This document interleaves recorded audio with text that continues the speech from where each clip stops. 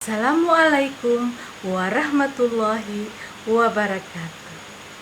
Apa kabar sahabat guru semua? Alhamdulillah, kita masih diberi kesehatan dan kesempatan untuk berbagi. Hari ini saya akan menceritakan bagaimana membuat pembelajaran dan membuat soal yang HOTS. Ada apa dengan HOTS?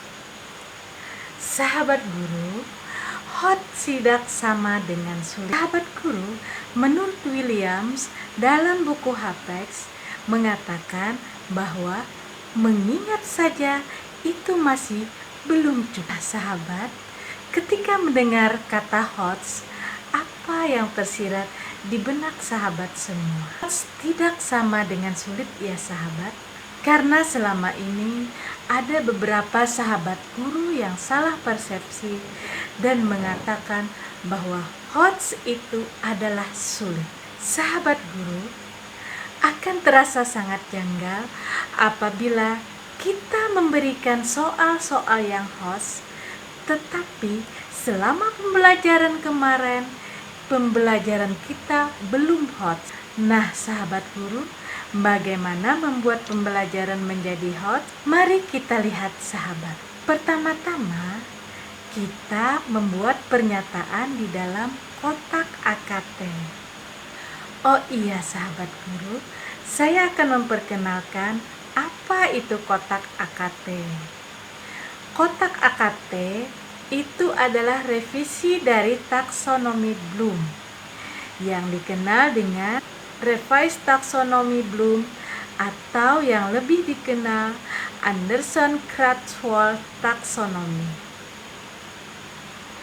Jadi, di kotak AKT itu kita akan membuat pernyataan sesuai dengan kotak-kotak yang telah tersedia. Setelah itu, sahabat guru akan membuat tujuan pembelajaran sesuai dengan pernyataan yang sudah sahabat buat. Ini penting ya sahabat, karena tujuan yang sahabat buat ini akan menentukan kemana arah pembelajaran yang akan sahabat lakukan di kelas. Mari kita lihat kotak AKT-nya. Nah, jadi sahabat, inilah kotak AKT.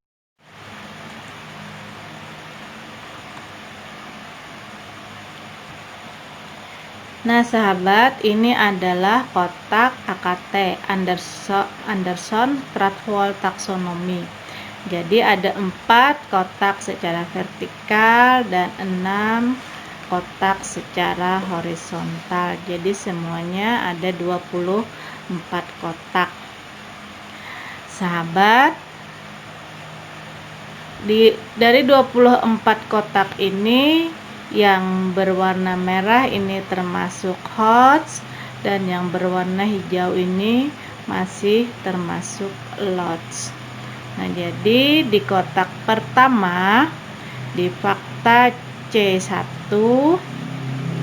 Nah, jadi di sini FC1 ini ada list, ada mendaftar.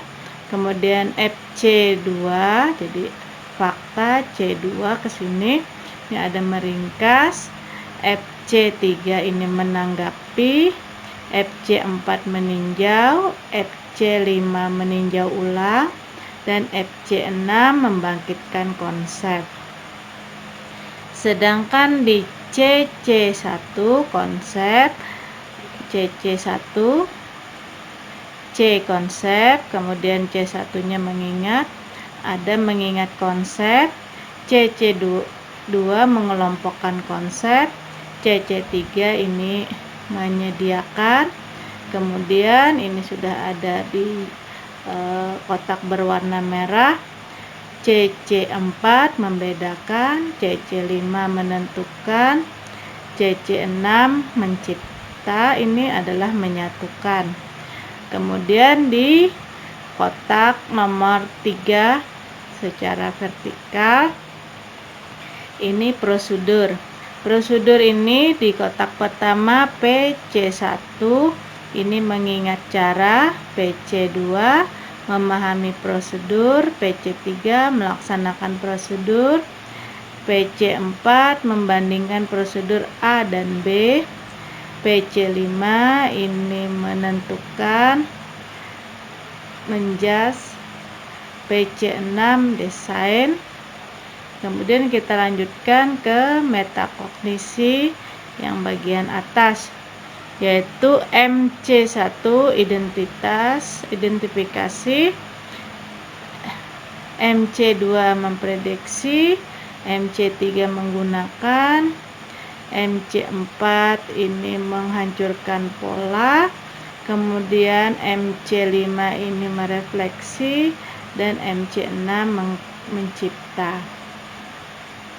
Nah, sahabat,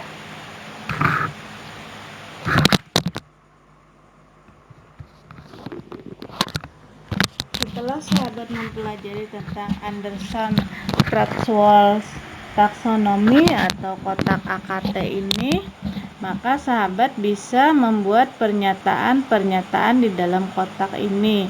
Ini kita contohkan di kotak FC, jadi FC1 sampai FC6. Nah, ini ada list, ada meringkas, ada menanggapi, memilih, memeriksa, dan membangkitkan konsep. Di sini materinya tentang tempat tinggal dan gerak.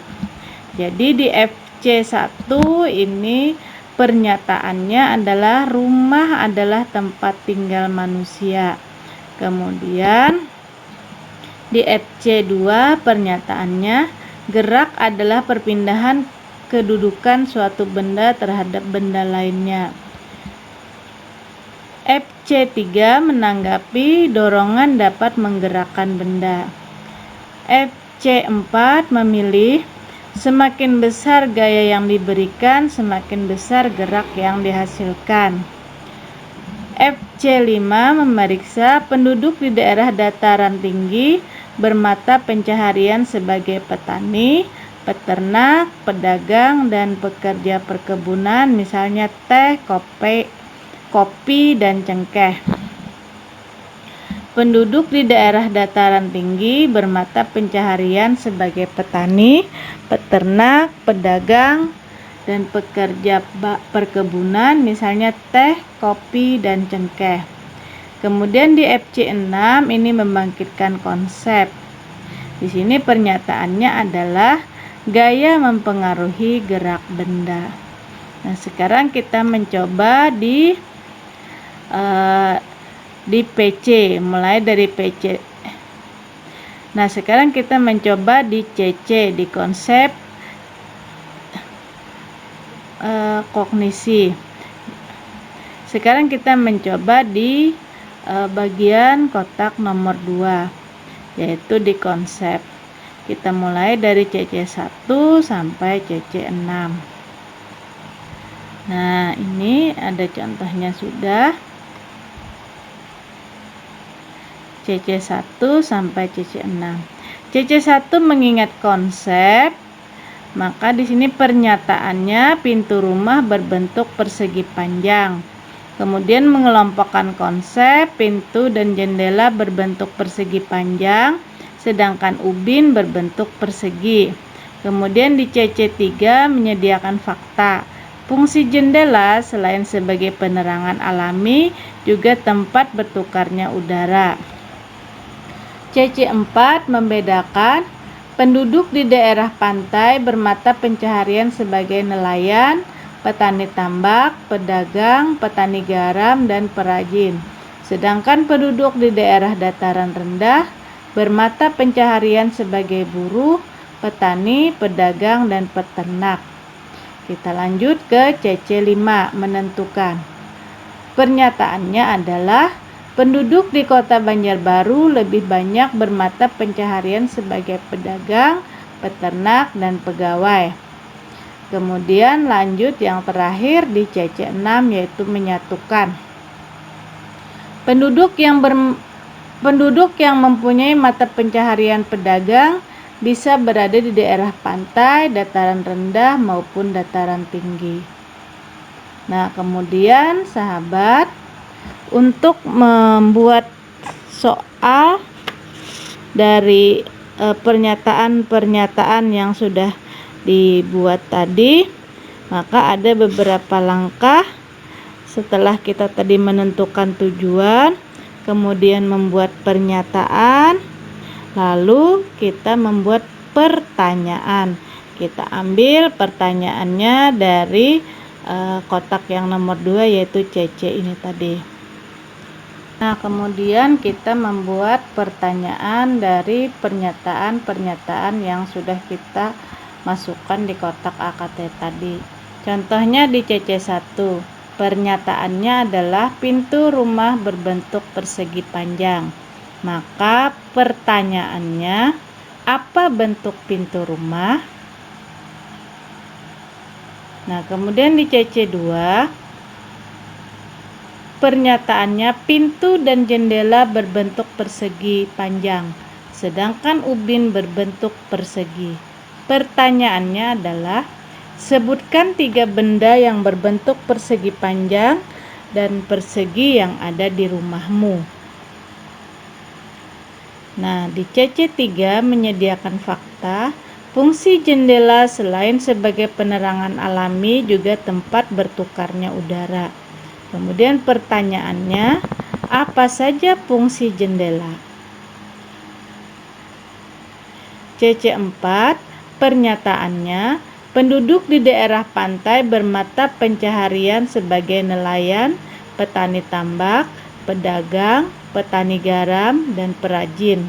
Sedangkan penduduk di daerah dataran rendah bermata pencaharian sebagai buruh, petani, pedagang, dan peternak. Maka pertanyaannya untuk CC4 membedakan ini adalah, tuliskan mata pencaharian penduduk yang berada di pantai dan di dataran rendah. Kita lanjut ke CC6, yaitu menentukan. Pernyataannya adalah, penduduk di kota Banjarbaru lebih banyak bermata pencaharian sebagai pedagang, peternak, dan pegawai. Maka pertanyaannya adalah, apa mata pencaharian penduduk di kota Banjarbaru? Dan yang terakhir di CC6 menyatukan. Pernyataannya, penduduk yang mempunyai mata pencaharian pedagang bisa berada di daerah pantai, dataran rendah, maupun dataran tinggi.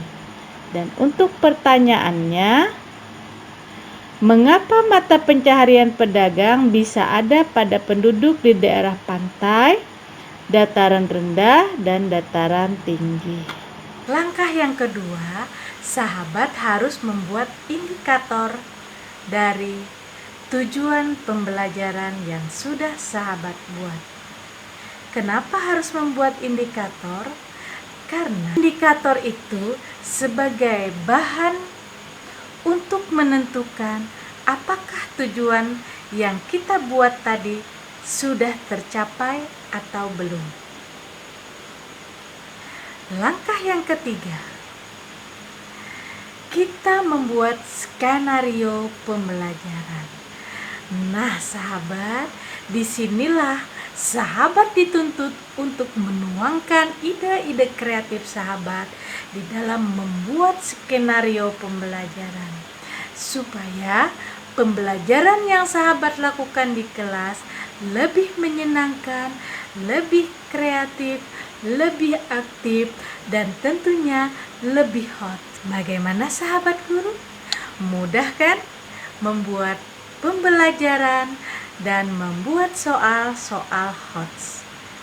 Jadi, HOTS tidak sama dengan sulit.